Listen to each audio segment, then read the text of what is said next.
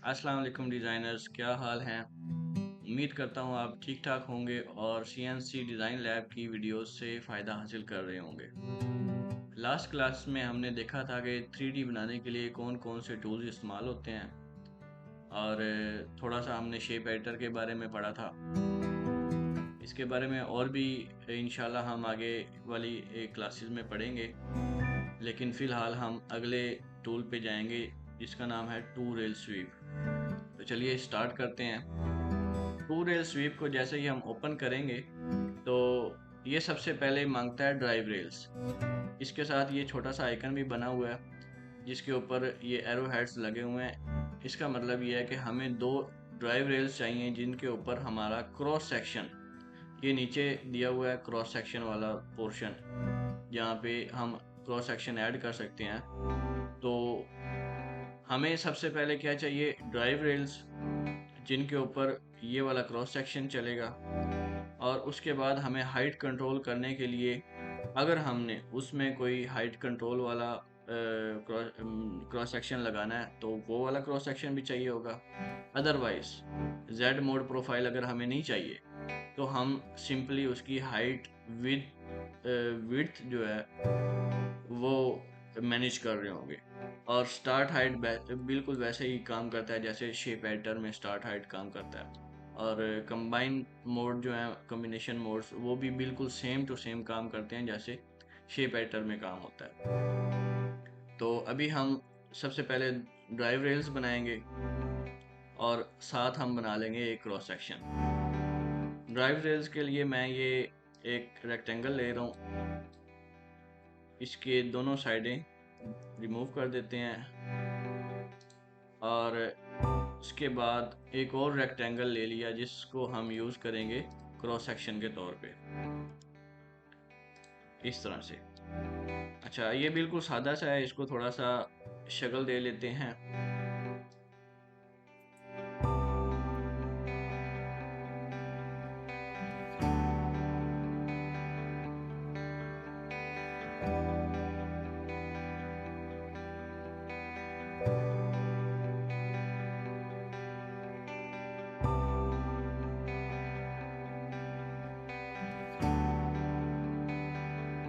ये हमारा एक गोला टाइप बन गया है, moulding type design. Drive rails को हम सेलेक्ट कर लेंगे और उसके बाद टू रेल स्वीप वाला आइकन सेलेक्ट करेंगे तो ड्राइव रेल्स ऑलरेडी सिलेक्टेड आ जाएंगी। दूसरा तरीका ये है कि आप सिंपली टू रेल स्वीप वाला ऑप्शन खोलें और वन बाय वन दोनों को सिलेक्ट कर लें। और तीसरा ऑप्शन ये है कि आप टू रेल स्वीप को क्लिक करें और उसके बाद दोनों ड्राइव रेल्स को सिलेक्ट करके किसी एक पे क्लिक करेंगे तो दोनों ही सिलेक्ट हो जाएंगी। अब यहाँ पे अगर आप देखें तो ये छोटा सा एरो हेड बना हुआ है जो कि इस तरफ को जा रहा है, राइट साइड पे जा रहा है, और ये नीचे वाला जो एरो हेड है ये लेफ्ट साइड पे जा रहा है। इसकी क्या वजह है? इसकी ये वजह है कि इसका स्टार्टिंग पॉइंट इधर है, ये ग्रीन वाला स्टार्टिंग पॉइंट होता है, पहले मैंने आपको बताया हुआ है वेक्टर वाली क्लासेस में, और इसका स्टार्टिंग पॉइंट इस तरफ है। अब इनमें से किसी एक को हमें रिवर्स करना पड़ेगा। वो रिवर्स करने के लिए ड्राइव रेल के साथ ही ऑप्शन दिया हुआ है रिवर्स डायरेक्शन का। इसके ऊपर हम जैसे ही क्लिक करेंगे तो वो एक साइड को रिवर्स कर देगा। अगर दूसरी साइड को भी रिवर्स करना है तो उसको भी हम रिवर्स कर सकते हैं। अब हम क्रॉस सेक्शन सेलेक्ट करेंगे और ऐड करेंगे। जैसे ही हमने क्रॉस सेक्शन ऐड किया, अब इसके ऊपर ये अप्लाई हो गया, ये देखें इस तरह से।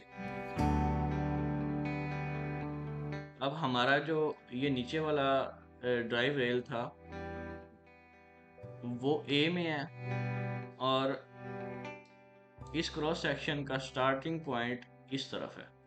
तो ए के ऊपर उसका स्टार्टिंग पॉइंट आएगा और बी के ऊपर उसका एंडिंग पॉइंट यानी कि ये वाला पॉइंट आएगा। तो अब हम ये भी कंक्लूड कर सकते हैं कि हमारा क्रॉस सेक्शन किस तरफ से किस तरफ को लगेगा। अगर फॉर एग्जांपल हमें ये वाला क्रॉस सेक्शन इधर से इधर को चाहिए तो हमें इस क्रॉस सेक्शन को मिरर करना पड़ेगा दूसरी साइड पे ताकि इसका ये स्टार्टिंग पॉइंट दूसरी तरफ आए। या फिर दूसरी सूरत ये है कि ان دونوں کی ہمیں جو اے اور بی ہے اس کو چینج کرنا پڑے گا. جو اے پہ ہے اسے بی پہ سلیکٹ کرنا پڑے گا, اور جو بی پہ ہے اسے اے پہ سلیکٹ کرنا پڑے گا. جو سب سے آسان طریقہ ہے جو میں یوز کرتا ہوں وہ یہ ہے کہ میں شروع میں ہی کراس سیکشن کے مرر بنا لیتا ہوں. سمپلی مرر میں جا کے میں اس کو مرر کر لوں گا رائٹ سائڈ پہ.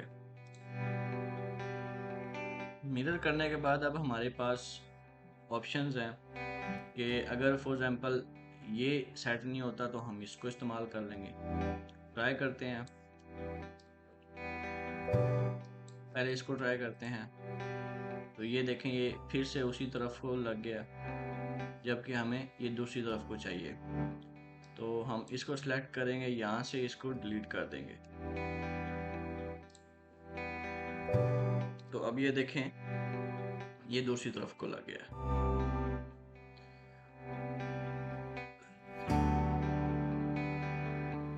اگر آپ کی اس ویکٹر کی ڈائریکشن یا یہ جو ہم نے ڈرائیو ریلز لگائی ہوئی ہیں ان کی ڈائریکشن کسی ایک کی دوسری طرف ہوگی تو اس سے اس کا رزلٹ ایسا نہیں آئے گا.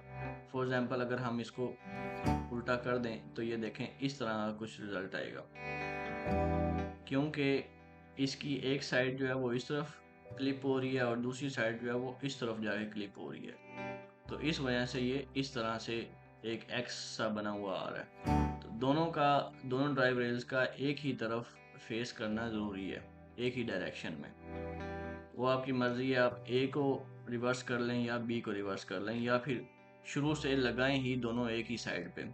تو یہ چونکہ میں نے ریکٹینگل سے بنائی تھی اس کے سائڈیں ڈیلیٹ کر کے, تو ایک جو ہے وہ اس طرف لگی اور ایک اس طرف لگی. اس کے علاوہ ہم اور بھی کام لے سکتے ہیں ٹو ریل سویپ سے. تو اس چیز کو ٹرائی کرنے کے لیے ہمیں کچھ اور ویکٹرز بنانے پڑیں گے. ایک کام یہ ہے کہ ہم اس کے اوپر زیادہ ساری کراس سیکشنز لگا سکتے ہیں. فور ایگزامپل اگر ہم چاہیں کہ ہم اس طرح کی 2-3 کراس سیکشنز جو ہیں اس کے اوپر لگا دیں تو وہ پاسبل ہے. یہ دیکھیں میں نے اس کو ایک مرر کر لیا. اب میں ان دونوں کو اس کے اوپر اپلائی کروں گا, اس کو بھی اور اس کو بھی. تو یہ دیکھیں یہ ایک سائڈ پہ یہ نمبر 2 لگ گیا ہے اور ایک سائڈ پہ یہ نمبر 1 لگ گیا ہے. ان کو numbering automatically soft where they دیتا ہے تاکہ ہمیں آسانی رہے کہ کون سا کس سائڈ پہ لگا. اگر آپ دیکھیں تو یہ دیکھیں اس طرح سے یہ دونوں ورک کر رہے ہیں کہ ایک جو ہے وہ دوسری طرف آتے ہوئے دوسری کے اندر ضم ہو رہا ہے, مطلب اس کے اندر مرج ہو رہا ہے. یہ دیکھیں اس طرح سے. اگر ہم یہ ویکٹر کو ہٹا دیں تو اس طرح کچھ رزلٹ آئے گا. پلین بھی ہٹا دیتے ہیں, یہ دیکھیں. اور یہی نہیں ہے کہ ہم صرف 2 ہی لگا سکتے ہیں یا 3 لگا سکتے ہیں, ایسا نہیں ہے. اپنی ضرورت کے مطابق ہم ڈھیر ساری کراس سیکشن اس کے اوپر لگا سکتے ہیں. جب ہماری ایڈوانس کلاسز ہوں گی اس کے بارے میں, ٹو ریل سویپ کے بارے میں, تو ہم مزید آگے پڑھیں گے کہ ہم کس طرح کمپلیکس قسم کے ڈیزائنز کو ٹو ریل سویپ کے ذریعے سمپل اور آسان طریقے سے بنا سکتے ہیں. اس کے علاوہ ایک اور بھی آپشن ہوتا ہے ہمارے پاس, سویپ بٹوین سپانز کا. سویپ بٹوین سپانز کے اوپر اگر ہم کلک کر دیں اس طرح سے تو یہ دیکھیں یہ ایک بڑا ہی خوبصورت پیٹرن بن گیا کہ اس نے یہ پہلے کراس سیکشن کے ہیڈ کو دوسرے کراس سیکشن کے ہیڈ سے جوڑ دیا. ایسے یہ ایس ٹائپ شکل بن گئی ایسے اس طرح سے. اور دوسری مزے کی بات یہ ہے کہ ہم اسی طرح اپلائی کرنے سے پہلے ان کو چینج بھی کر سکتے ہیں. فور ایگزامپل میں اس کو تھوڑا سا آگے لے آؤں اور اس کو تھوڑا سا میں پیچھے لے جاؤں اس طرح سے. تو یہ دیکھیں یہ درمیان میں ادھر سے آ گیا. نمبر 1 والے کو میں نے تھوڑا درمیان میں کیا تھا تو وہ درمیان میں آ گیا, اور نمبر 2 والے کو تھوڑا پیچھے والی سائڈ پہ کیا تھا رائٹ سائڈ پہ, تو ادھر سے یہ دیکھیں یہ اوپر والی سائڈ پہ چپک گیا. اور اس کے بعد اگر ہم یہاں اس پورشن کو دیکھیں تو یہاں پر زیڈ موڈ پروفائل ہے.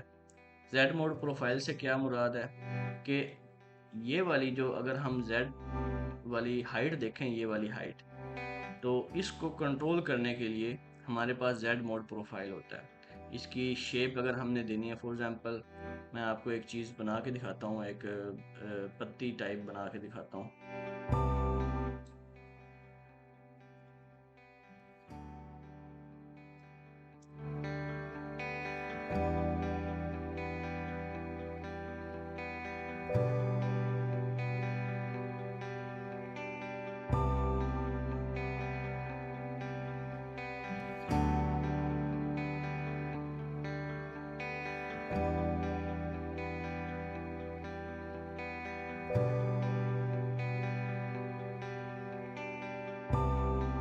یہ اب ہمارے پاس ایک کراس سیکشن ہے جس سے ہم شیپ بنائیں گے اس کے اندر والی، اور اس کراس سیکشن سے ہم اس کی زیڈ موڈ پروفائل کنٹرول کریں گے۔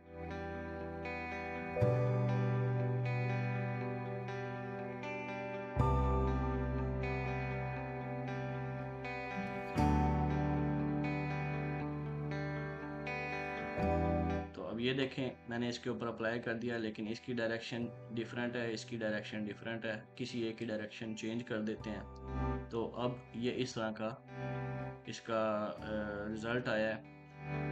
اب اگر ہم چاہتے ہیں کہ جی ادھر سے اس سائڈ سے ایسے اوپر کی طرف اٹھے اور یہاں سے ایسے ایس شیپ میں جا کے ایسے جس طرح کا ہم نے یہ والا کراس سیکشن بنایا ہوا ہے یہ والا، تو اس کے لیے ہم کیا کریں گے، اس کو سلیکٹ کر کے زیڈ موڈ پروفائل میں سلیکٹ کر دیں گے۔ اب سٹیل یہ اسی طرح گر رہا ہے نیچے کی طرف، کیونکہ اس کی جو اسکیل ہائٹ ود وڈتھ ہے وہ اسے کنٹرول کر رہی ہے، تو اس کو ہم ان چیک کریں گے تو ہی یہ اس ویکٹر کے طرح جو ہے وہ مولڈ ہوگی۔ یہ دیکھیں اگر آپ غور کریں تو یہ اس طرح سے ہو گیا۔ اب مسئلہ یہ آ گیا ہمارے سامنے کہ جو اس نے اٹھنا تھا اس طرف سے وہ اس طرف سے اٹھ رہا ہے، مطلب ہم یہ چاہ رہے تھے کہ یہ والا کرو جو ہے یہ اس طرف آئے، لیکن سافٹ ویئر نے اسے اس طرف کرو دے دیا ہے، اس طرف ایسے۔ تو اب اس کو کیسے چینج کریں گے، یا چلو اسے واضح کرنے کے لیے یہ والا پوائنٹ ہٹا دیتے ہیں اس طرح سے۔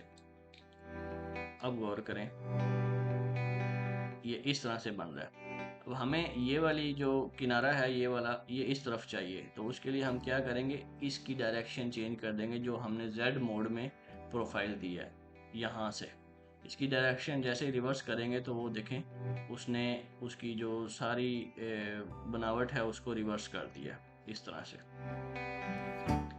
تو امید کرتا ہوں آپ کو سمجھ آئی ہوگی۔ اب یہ جو بیچ میں یہ اس طرح سے بن رہا ہے یہ کیوں بن رہا ہے، کیونکہ اس کا کراس سیکشن یہ ہے۔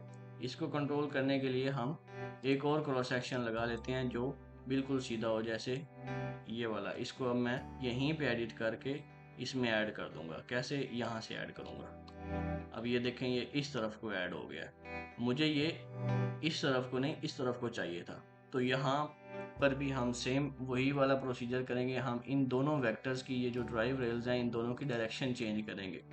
اس کے لیے ہمیں بیک جانے کی ضرورت نہیں ہے، بلکہ ہم یہاں سے ہی دونوں کی 1 بائی 1 ڈائریکشن چینج کریں گے، تو اس طرح سے ہو جائے گا۔ یہ دیکھیں اب یہ اس طرف کو آ گیا۔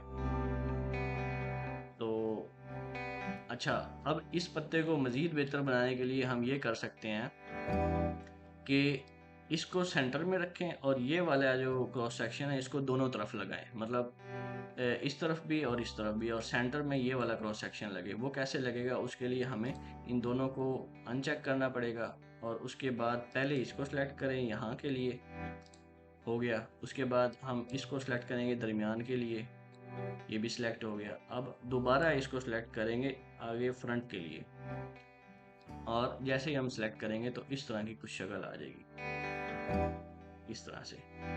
اور یہ زیڈ موڈ پروفائل کی جو ڈائریکشن ہے وہ ریورس ہو گیا، کیونکہ ہم نے ان دونوں ڈرائیو ریلز کی ڈائریکشن ریورس کی تھی۔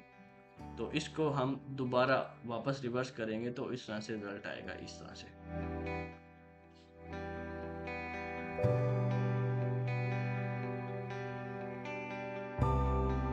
اب اس کو ہم اپلائی کریں گے تو یہ ہمارا ڈیزائن اسی طرح بن جائے گا۔ اپلائی کرتے ہیں اور اسے کینسل کر دیں گے بس۔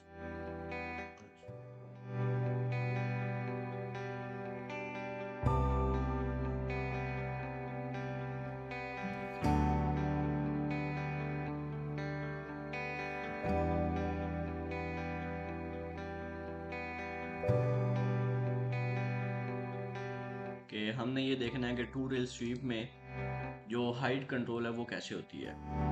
فور ایگزامپل ہم نے کوئی ایک گولا سا بنانا ہے اور اس کی ہائٹ جو ہے وہ تقریباً 10 mm رکھنی ہے، لیکن ہو یہ رہا ہے کہ ہمارے جو ویکٹرز ہیں اور جو ہمارا کراس سیکشن لگا ہوا ہے وہ اس سے زیادہ کی ہائٹ دکھا رہے ہیں. تو اب اس صورت میں ہم کیسے ہائٹ کنٹرول کریں گے اس کے بارے میں دیکھتے ہیں.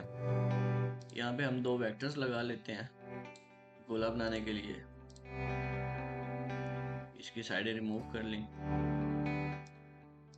یہ ہمارا آ گیا کراس سیکشن.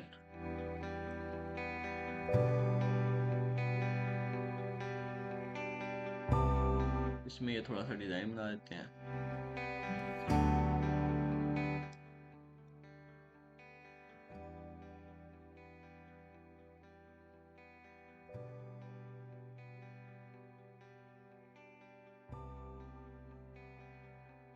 اور اس کو مرر کر لیتے ہیں تاکہ اگر یہ غلط لگے تو ہم دوسری سائڈ جو ہے وہ یوز کر سکیں.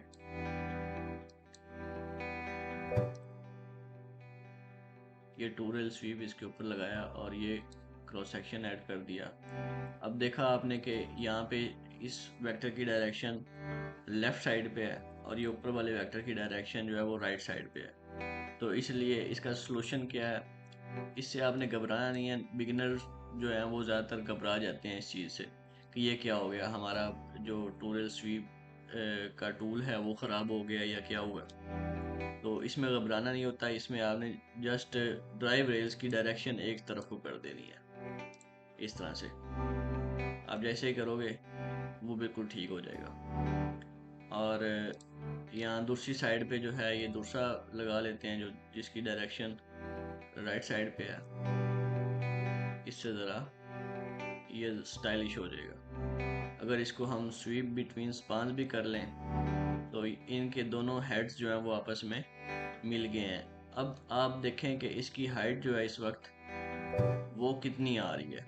وہ دیکھنے کے لیے آپ نیچے سکرول کریں گے پروجیکٹ میں تو آپ کو زیڈ ہائٹ پتہ چل جائے گی. یہاں پہ یہ ریلیف کے نیچے زیڈ ہائٹ جو آ رہی ہے میکسیمم زیڈ اس میں 16.638 آ رہی ہے. یعنی کہ اس وقت یہ جو ہم نے ریلیف بنایا ہے ٹو ریل سویپ کی مدد سے اس کی میکسیمم ہائٹ جو ہے اس وقت وہ 16 mm ہے، لیکن ہمیں کتنی ریکوائرڈ تھی 10 mm.